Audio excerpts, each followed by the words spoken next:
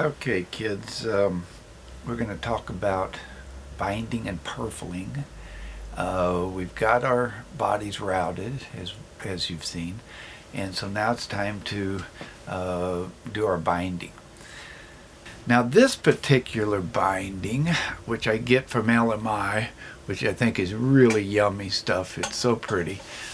It's what's called Ivoroid. This is actually celluloid, and so it's highly flammable, and it's expensive to ship it because it has to go ground and special because it's flammable. But it's really pretty stuff. It's got the lines in it like ivory would have. But now if you look at the edge of it, and again, I'll take some pictures to try and show this better, but you'll see there's a detail. It's got a layer of Ivoroid. It's got a black layer, and then the outside layer, which is the thicker layer of Ivoroid. So this, in fact, then has the binding and the purfling both on the same piece. So it's really neat.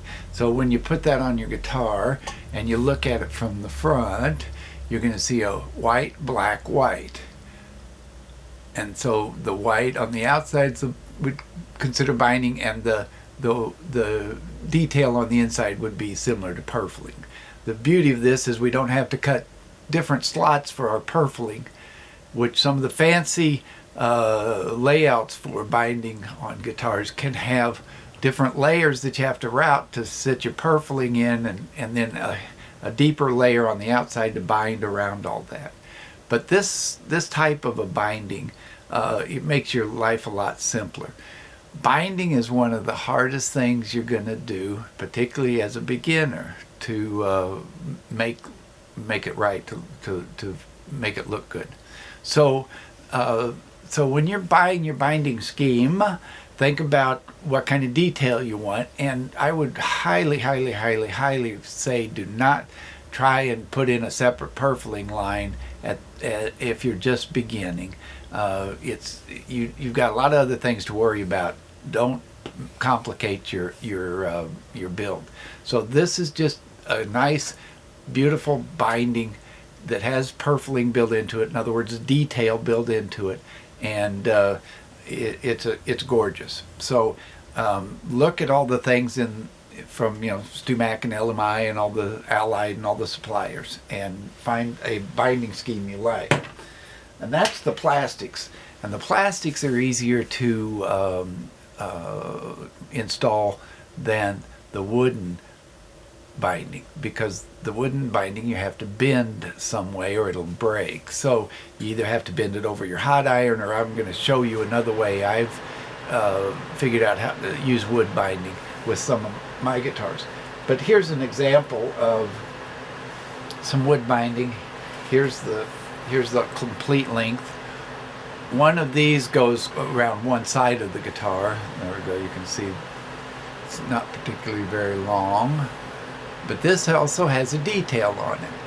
And in this case, where this particular plastic binding, and again I'll try and show some pictures of this, but this has the detail running across the narrow part. So it's white, black, white, where this is the same color here, but when you turn it to the side, then you see the white, the light, and the dark, and here you just see the light. So this one puts the detail on the inside of the binding. This puts it on the underside of the binding. So your wood bindings generally are going to sit down in here. So this would be your wood binding, and the detail's going to sit down here on this side, on the side of things. So then that's going to be the way the binding would look there, with the detail, which we could call purfling, on the inside, but it's all one piece here. It's built into the binding. Whereas again, if we were doing our this plastic, and I put that on there, there's no detail here But when you look at it from the front, then there's the detail on the inside there. So you have, so the crafty people building bindings have figured out a lot of neat ways to simplify the project. So with the wooden bindings, again, you can't bend this particularly in your tight waist of the guitar, that sort of thing, without potentially cracking it. So we have to, I spritz these with water, get them damp, and then either heat them over the bending iron, same bending iron I used for my bending of my sides, or I use my heat gun. And I'll show you both of those processes here as we bind these. Here's a plastic binding that doesn't have a detail on it either side. So in other words, there's no extra laminated piece onto this. So it's just this one color. But these look very pretty. They're real simple. And this particular one's an ivory. In other words, it has lines in it that looks like ivory. But I like the simplicity of this. So in other words, you don't have to have a detail. Again, it's just an aesthetic issue. But I'm going to put this plainer plastic binding on one of these guitars, and we'll put this more detailed plastic binding on one of the guitars on the top. So I'm going to have this plain plastic on the top of one, this detailed plastic on the top of another, and we're going to put wood bindings on the back of both of these next two guitars I'm going to bind. So that's a little bit of the how to think about your binding scheme. In other words, how you want your binding to look. And you can, I always like a white color on my bindings, but a lot of people like black. The wood colors are great. I love the woods. And that can be a lot of things, but rosewood's really popular. This is rosewood, for example, with a fiber layers on, which have color impregnated into them, so you don't sand through the color. This has a green on it. You probably can't see that. Again, I'll take some pictures of all this close up. So look in the books, go online, look at all the bindings that are available to you. Be sure to read what they tell you, how much you need for each guitar. Had a lot of students go buy one piece, comes out and it doesn't fit. You need often two pieces for the top, two pieces for the back. But some of the pieces, this one for example, is long enough it'll fit clear around the top or the back with one piece. So you'd need two pieces if you were using that, one for the top, one for the back. This stuff, which I love dearly, which is long, but it won't go clear around one guitar. I've yet to find a guitar I can make one piece of this go around. So I end up with pieces this long that are wasted, although I use those to bind my fingerboards with, which I love. It's beautiful on a fingerboard as a binding. Alrighty, so there's a little bit about binding and purfling, and so let me get set up here and we'll start putting some binding on one of these guitars. Alrighty, when you're getting ready to bind your body, what you want to do is cut off a little piece. You'll have plenty of excess generally to cut off a bit of your binding that you're going to use, and you're going to take this and just put it in your slot after we routed this slot for our binding. And what you want to do is just go around the whole of the guitar body with this piece and make sure that it's sitting where you want it. You're going to feel to make sure that it's smooth both on the top side, the flat side, and the side sides. So you just want to make sure that your piece is fitting in there all the way around, because again, when you're routing these things with all the angles, a lot of times it'll get short and this will stick up this way too much. Sometimes it goes in too far, and so now this is proud of the binding. So there's a lot of ups and downs here. Generally speaking, I would say be proud on your sides of the binding, so that if you have to sand something, sand the side more than the binding. But on my side surface, I would, if I can't get it just perfect, I want to to default that my side's just a hair above my binding. So it's easier to sand this wood down here. Because what happens is, if I sand, this binding, for example, has a detail. By the way, there's a thick detail and a thin detail. You never put the thin on the outside because you're going to sand right through that as you're trying to make all this smooth across here. So you always have that thickest, the thickest white, black, white, cream, black, cream in this case, on your outside, so when you sand it down, you've got room to sand on it and not get into your detail or sand away your detail. If this edge of the binding's proud of this side, meaning it's sticking out further, then when you sand down this way and you look at it here, you can tell that it's gotten thinner. You can tell it's thick here, and then it gets thin here, and then it gets thick here again. And sometimes you sand through and hit into your detail, which really ruins the whole thing. So the eyeball will notice, if I'm looking straight onto my guitar this way, that I can see the difference when it's too thin or too thick, even if it's the same color. Here, if this is proud of the top, the eyeball, because of all these curves, doesn't really notice that it gets a little thinner here and a little wider there. So you have room to fudge when you're sanding this surface of your binding, but sanding this surface, sanding this surface with your binding is critical. If you sand too much of this, you're going to get too thin, and the eyeball will see it when we're looking at it straight on this away.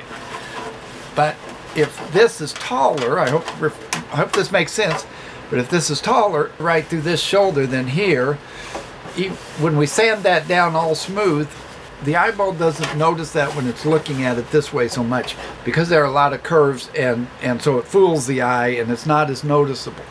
But when this binding gets sanded too thin here, the eyeball will see that when you're looking at this surface this way.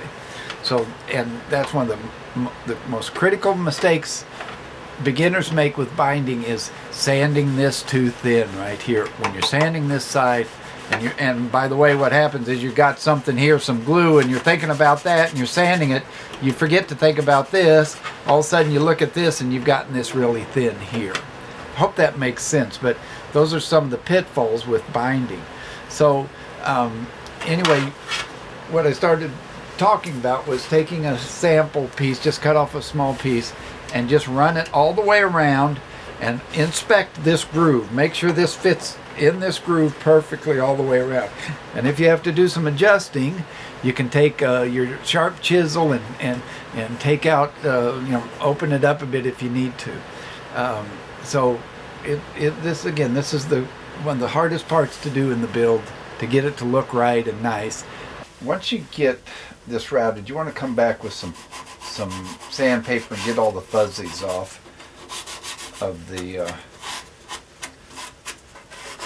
your routed edge.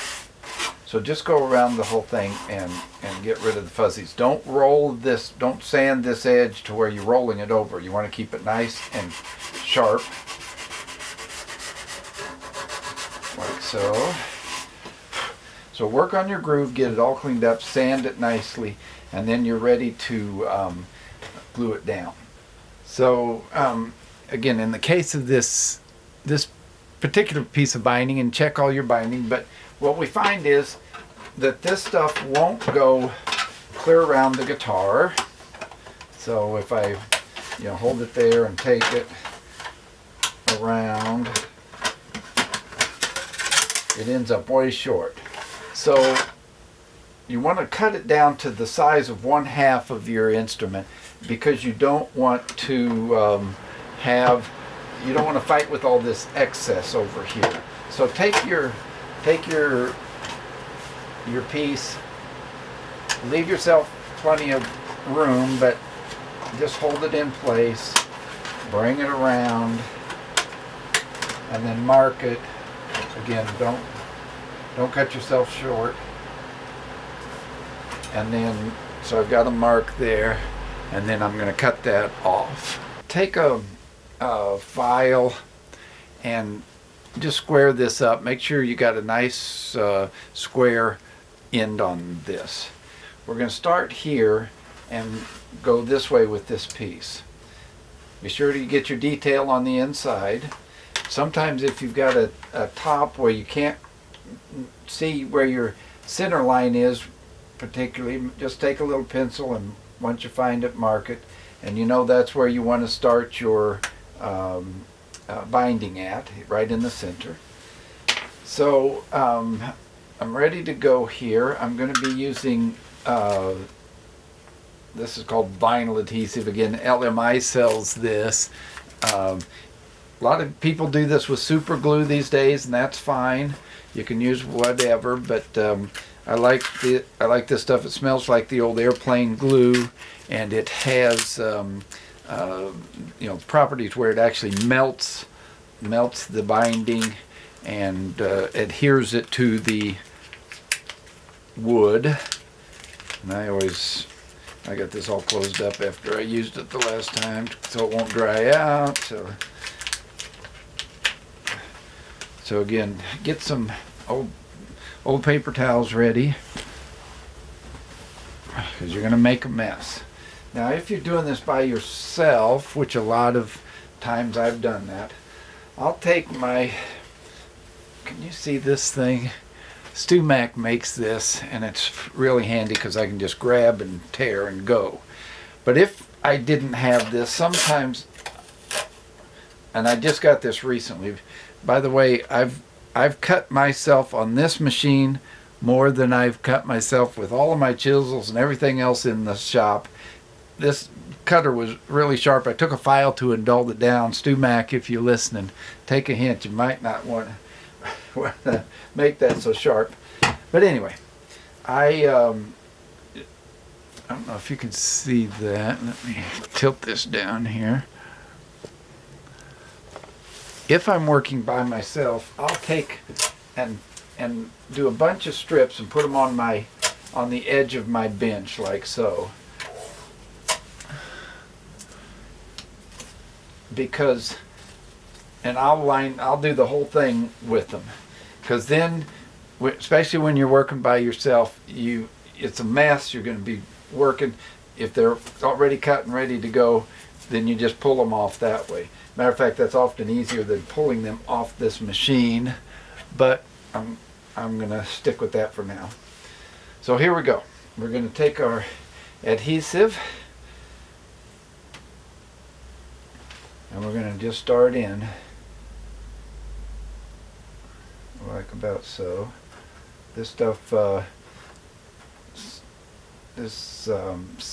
sands off real easily once once it gets going, so it's messy, but it's all good.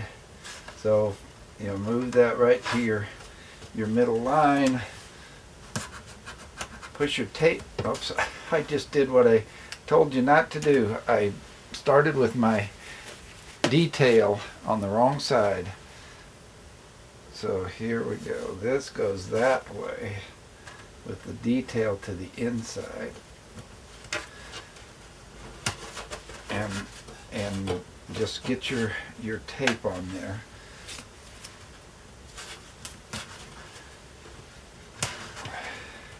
That would have been a mess if I'd have continued on that way. So once you get started, just work ahead of yourself a little bit with your glue.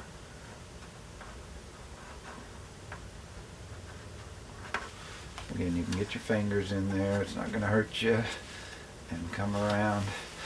And then I'll usually wipe that like so. Take a piece of tape and push it on.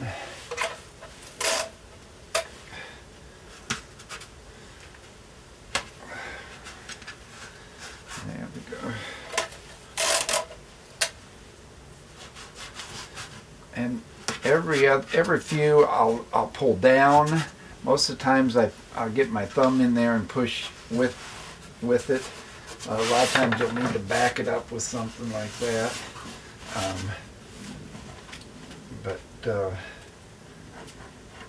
back it up against a wall or a bench dog or something to give you something to push against when you're doing this.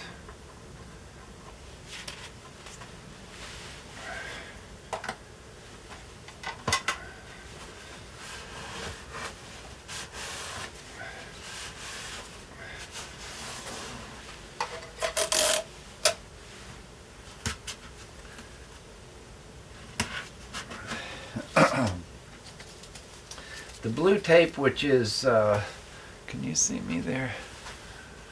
The blue tape, which is, just painter's tape, isn't the best because you can't put a lot of force on it.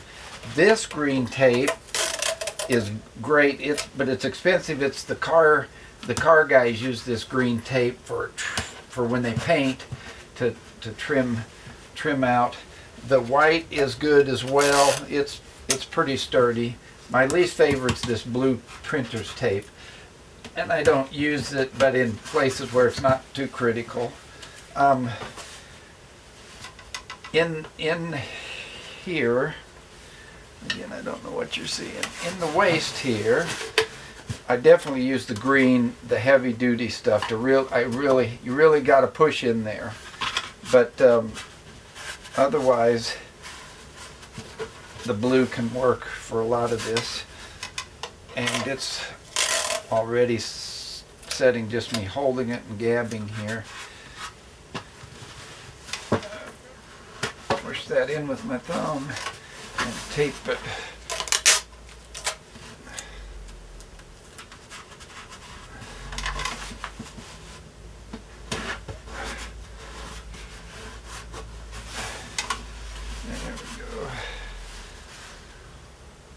Alright, we're going to add some more glue here. I'm going to go almost to my waist here.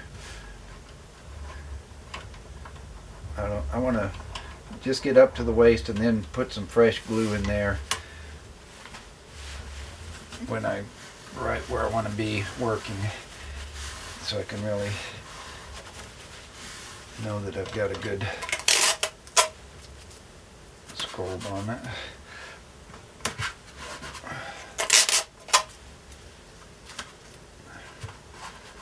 Trying to do this so you can see it and I'm not in my own way here.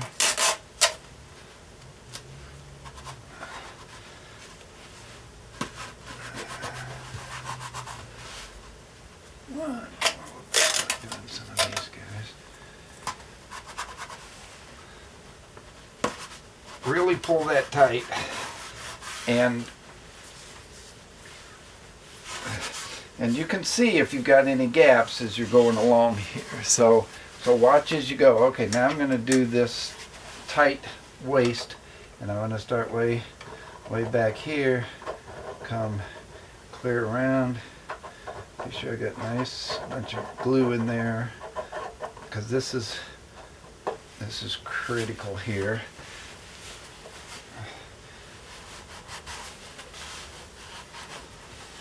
Alright, now I might be in the way of you seeing this, but here we go. I want to get right here where I can really push on this. Really push that in.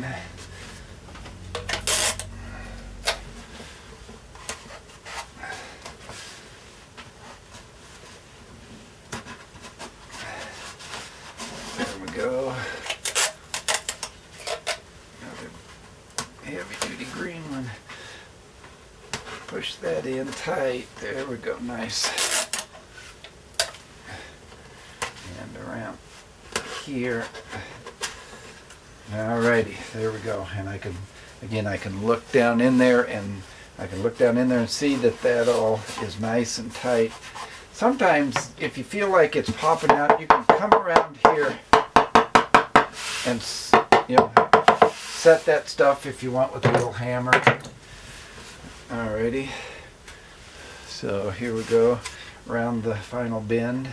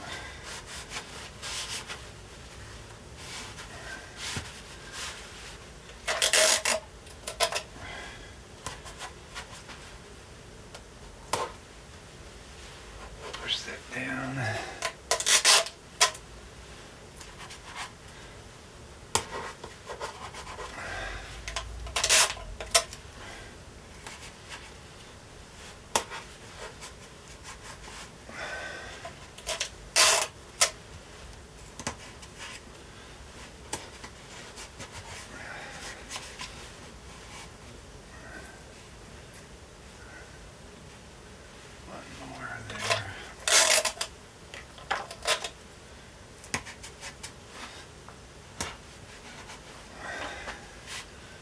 And the home.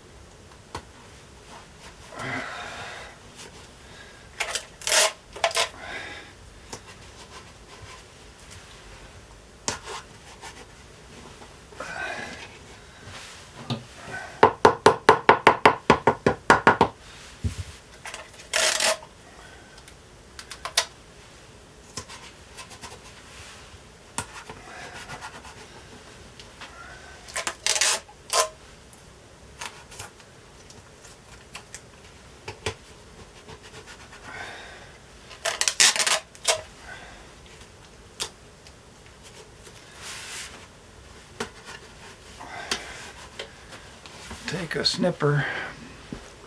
I got a little long here and I don't want to fight with that over the other piece. I'm just nipping that off.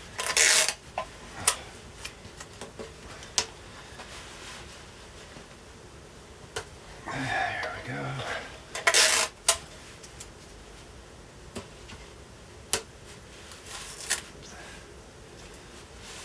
Ah.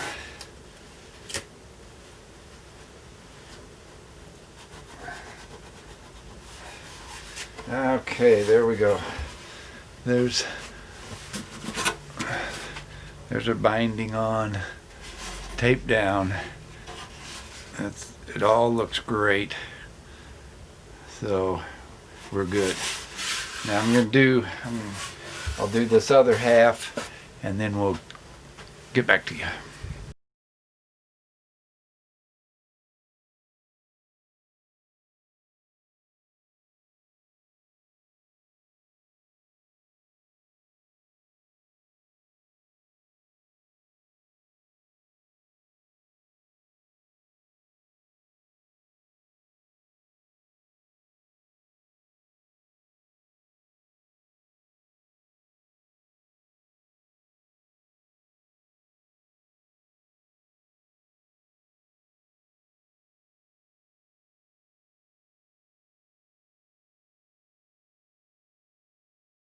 Okay, kids, if you like and use or find these videos interesting, educational, informative, or maybe just entertaining because you're up late at night, we'd love to have you support us. There's a few ways you can do that. One is click the subscribe button below. That helps YouTube know what we're doing and that we're serious about this. Also, you can hit that bell icon which tells you when the next videos are coming out. We're gonna try and get at least one out a week now that we're up and running here. Also, a good way to support us is become a patron over at our Patreon account, and again there's a link below for that. Patreon's a cool way that you can sign up and give, you know, $5 a month or $10 or whatever you feel is worth it. If you're using these videos to actually build a guitar and find it interesting and fun, please support us through Patreon. That's you know, I wish I could do this completely for free, but it takes money and time away from my other regular job. So, you know, it's a big undertaking, and any support you could send this way is great.